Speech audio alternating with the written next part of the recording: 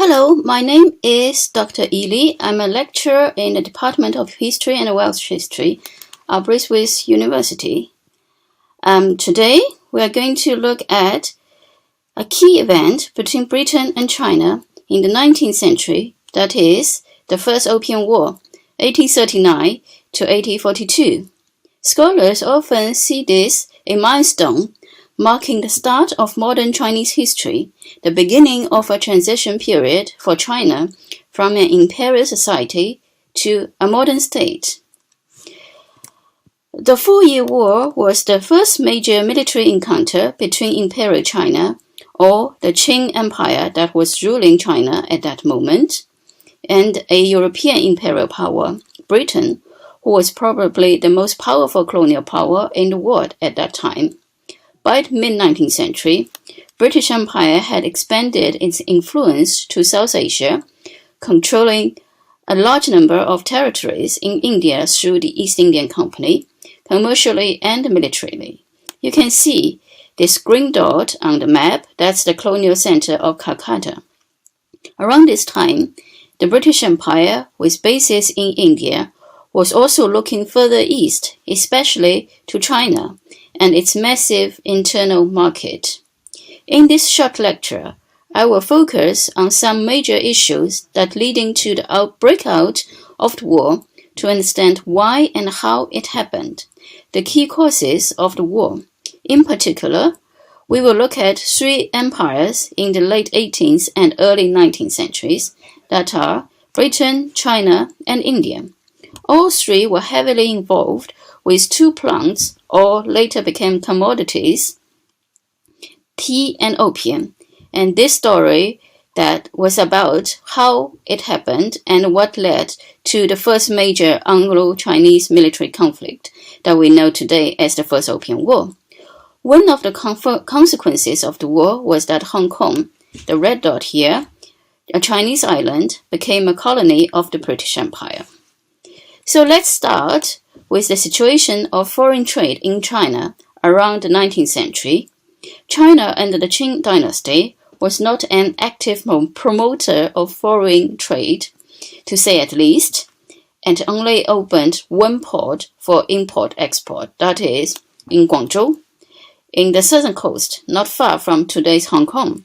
So in Guangzhou, the Chinese officials allocated a special zone for foreign trading companies to stay there and organize their businesses.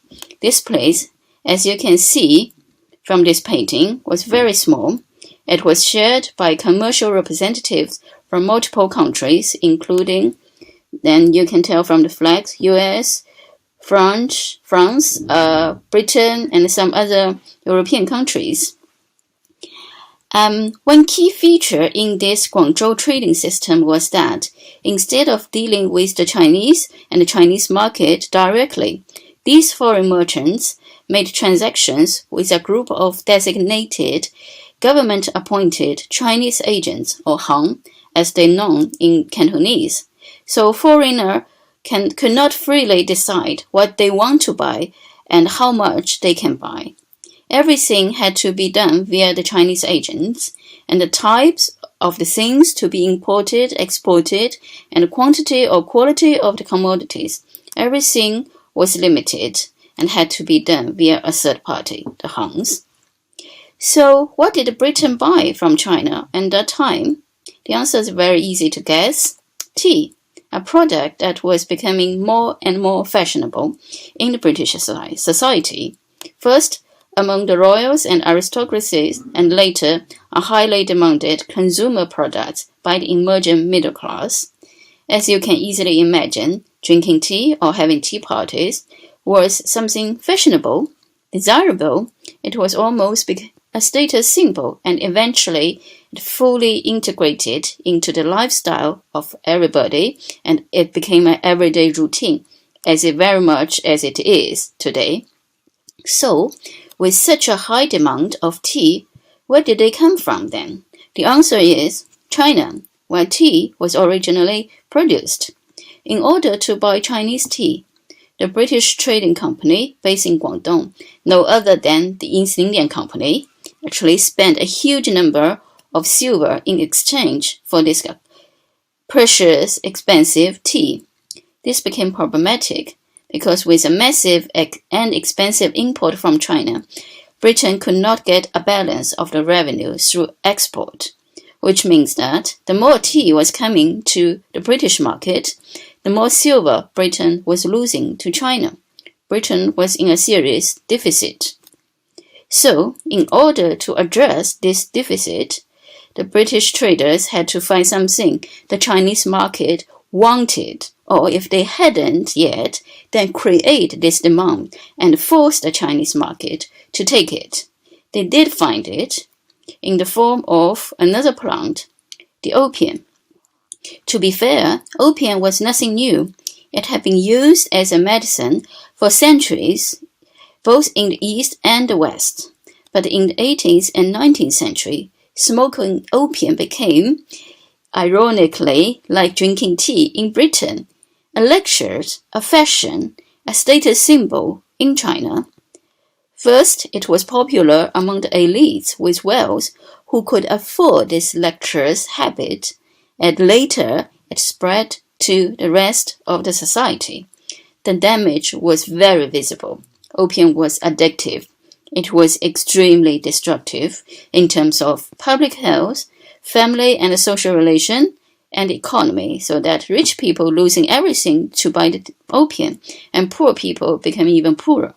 It affected the entire population, from Mandarin officials, high-level intellectuals to average households in cities and countryside, including generals and soldiers in the regular imperial army, with a huge implication in the coming war. So why was Britain a major supplier of opium to the Chinese market? So this is when we come to the third major player of today's story, India. So as said, by that time, Britain established a firm control of the Southern Asian subcontinent. Here in India, in order to supply opium to the Chinese market, there was a whole system of opium cultivation in the field and production in the factory, as you can see from this background picture, with a mass production line for opium balls and layers, stacks and stacks to store opium. So one of the main areas of production was near Bengal, and until 1834, East Indian Company had a monopoly of Indian opium exporting to the Chinese market, thus finally reversed the previous deficit and instead made huge profit. After that year, 1834, the market was also open to private merchants, so who were even more aggressive in the trading port in Guangzhou. Then, back in China, in 1839, eventually the situation was so bad that the Chinese emperor finally decided to ban opium trade and opium consumption. So he sent a royal commissioner, Lin Zexu, to Guangzhou to oversee the implementation of his royal decree. Lin directly confronted the foreign traders, including British private merchants, in the trading zone in Guangzhou, and confiscated remaining opium stock, destroyed them in an open space near the mouth of the Pearl River. As you can see from this drawing, this gentleman with a black jacket, in the center was Lin Zexu, and he was giving orders to get rid of the opium. So this was the last straw for the Anglo-Chinese trade and diplomatic relation. British merchants, private merchants, who fled from Guangzhou upon Lin's arrival, now reported back to London and actively lobbied for a strong retaliation from the British government. The Parliament debated for days and with a very narrow majority decided to declare war on China in 1839, thus started the First Opium War. Over the following 4 years, British troops were sent from their bases in India and fought along the Chinese coastlines in the south and southeast. In 1842, a treaty was signed in Nanjing upon the British victory, So Britain would annex Hong Kong as a new colony. This also was a very significant moment for Imperial China. So for China, the defeat would kickstart a huge crisis within this country as the general public started to question or to challenge the authority of the emperor and his weak army, which would eventually overthrow the Qing dynasty in 1911. So this is the story of causes of the First Opium War between Britain and China. Of course, a complicated historical event, such as a major war, was never simple, neat, nor straightforward. There are so many internal and external causes. Some are more direct, and some were indirectly, or for longer-term implications. So here we are looking at some, but not all, causes that involve three key imperial actors, Britain, China, and India, and over two plants-turned commodities, tea and opium. If you want to know more about this, here are some primary sources, all available free from this excellent website. These English sources were written by eyewitnesses of the war who were actually participating in the war at the front line and gave, I have to emphasize, first-hand accounts from a British perspective, so be careful of the limitation as well as its attracting point. Okay?